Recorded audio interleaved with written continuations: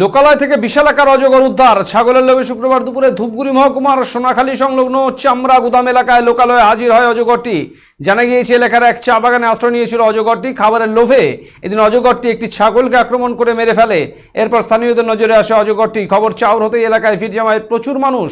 খবর দেওয়া হয় বন দপ্তর এবং পরিবেশ প্রেমীদের। খবর পেয়ে এলাকায় পৌঁছন পরিবেশপ্রেমী অনিকেত চক্রবর্তী ও বনকর্মীরা। অনিকেত চক্রবর্তী এবং বনকর্মীদের দীর্ঘক্ষণের প্রচেষ্টায় 12 ফুটের অজগরটিকে বাগে আনা সম্ভব হয়। এরপর এই এলাকা থেকে অজগরটি উদ্ধার করে জঙ্গলে ছেড়ে দেওয়া হয় বলে জানা গেছে।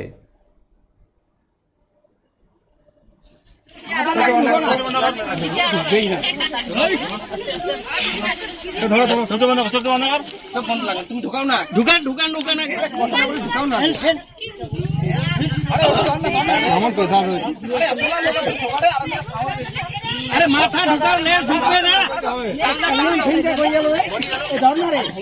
माथा ढुका हो गए ले ढुकबे ना ढुकबे माथा ढुका माथाটা ঢুকে যাও তো ফট করে ধূপগুড়ি সোনাখালী চামড়া গুদাম এলাকা থেকে আমাদের কাছে একটি কল আসে যে ওখানে একটি বড় অজগর বেরিয়েছে। তো খবর পাওয়া মাত্র আমাদের টিমের সদস্য আমরা যারা আছি আমরা সেখানে ছুটে যাই।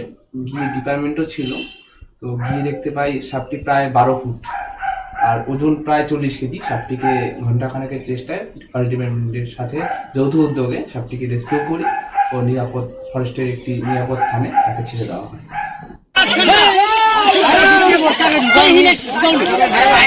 নাম্বার মিলতি আরে পোস্টার করে মারা